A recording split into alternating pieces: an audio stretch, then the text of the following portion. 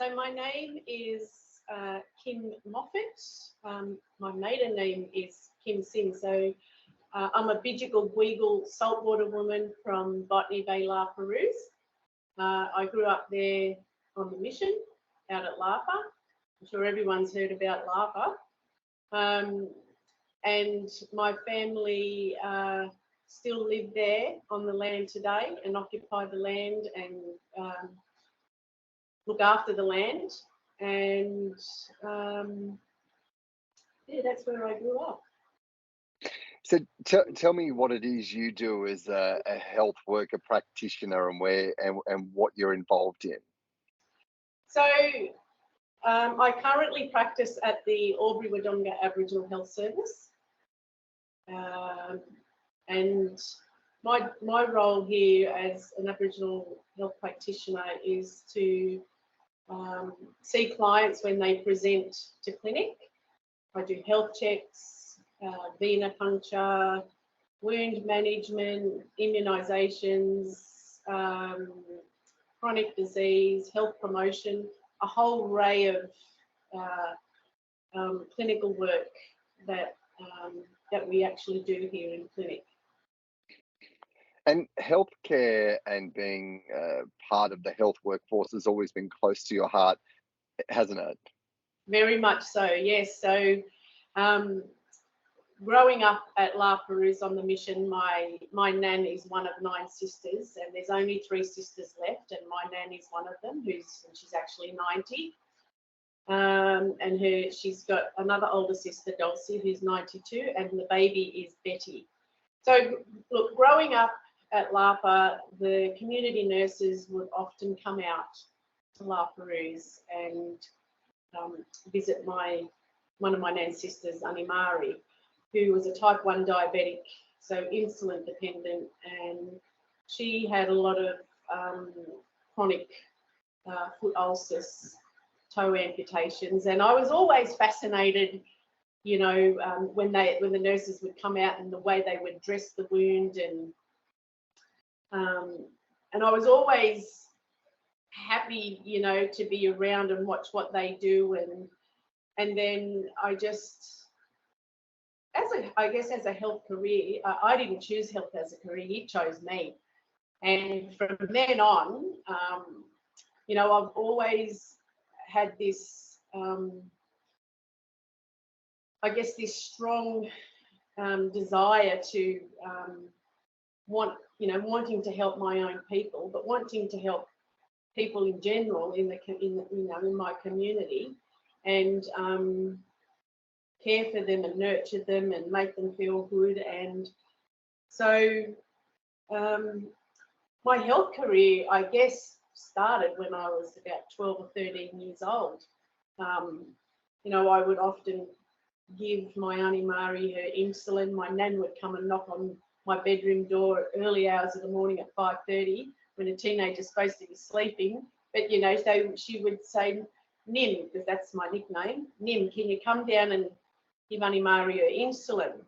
So I, you know, from a young age, I was given,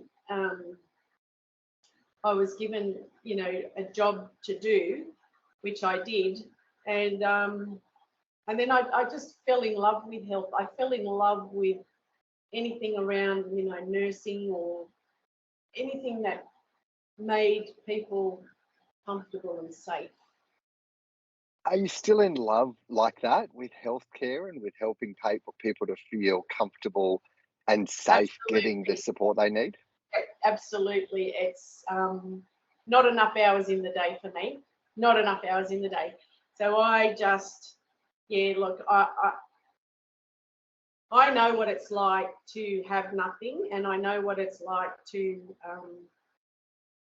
you know, to, yeah, basically have nothing, and, you know, moving away from home and educating myself from a young age and being able to, you know, I've been in health for over 30 years now, and my work actually began in the kitchen at Prince Henry Hospital back in the 80s, early 80s. So I worked my way up through, you know, through the ranks, and I'm here now practicing as an Aboriginal health practitioner.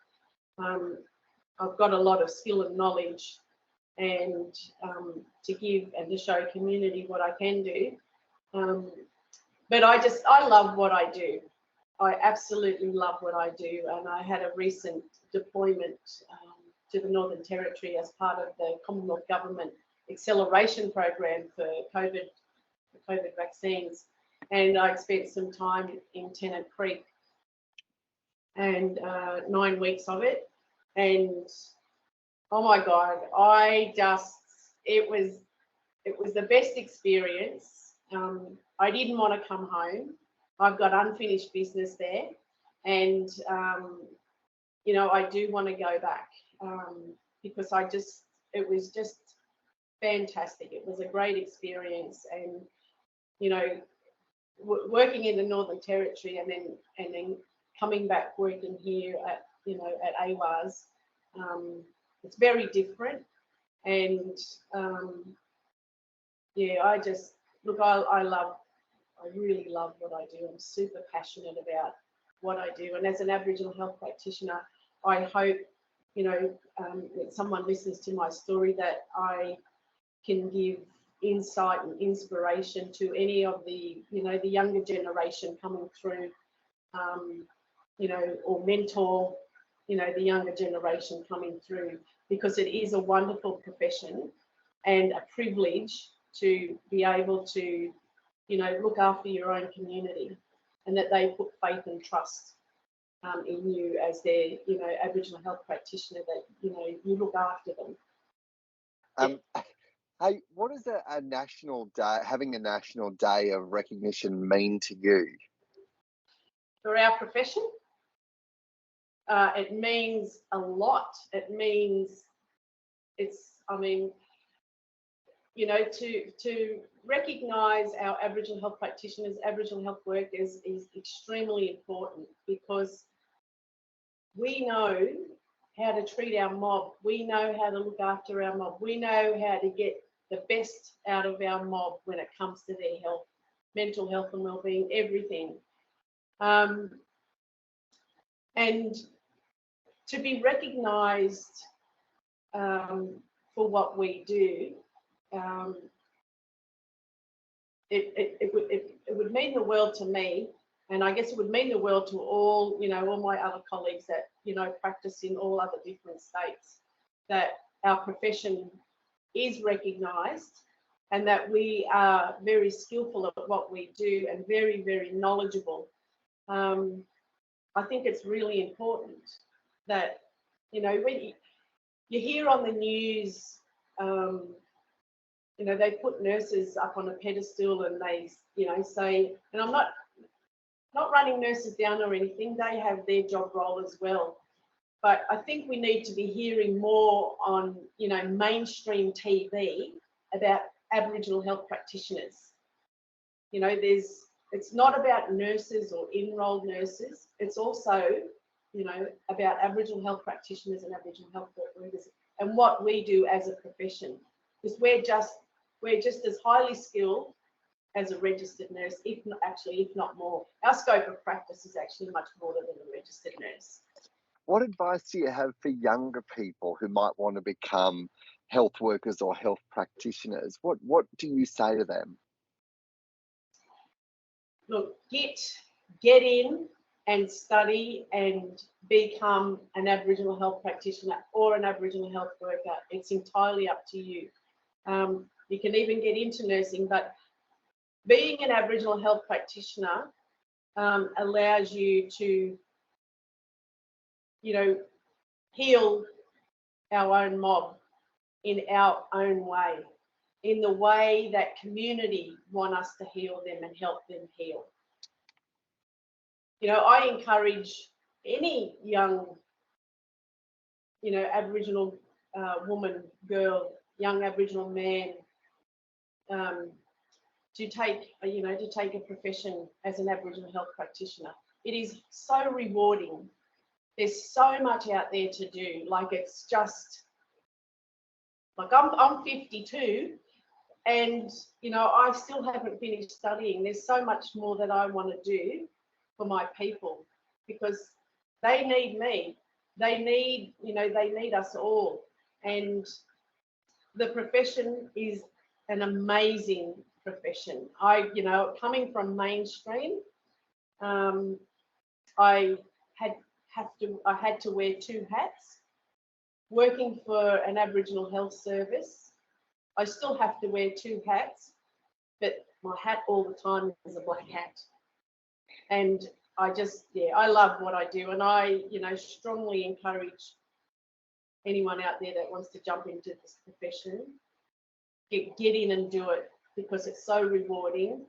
And when you make a difference in someone else's health journey, and they come back to you and they wrap their arms around you, I'm starting to get emotional now. They wrap their arms around you and they say, thank you for saving my life. You've done your job. You've done your job. I love what I do, and I would, you know, I just keep going. I'll help anyone in need. It doesn't matter whether they're black or white, but you know, working in an Aboriginal health service it's amazing work that we do here. We all get together as a team, and we use all our skill and knowledge that we've been trained in over the years, and we put all that together. And when we put that together, we get an amazing outcome. And when the patient comes, like I said, when the patient comes back and gives you, you know, that feedback, it's a beautiful thing to hear, but it's also very humbling. You know, I'm really humbled by it.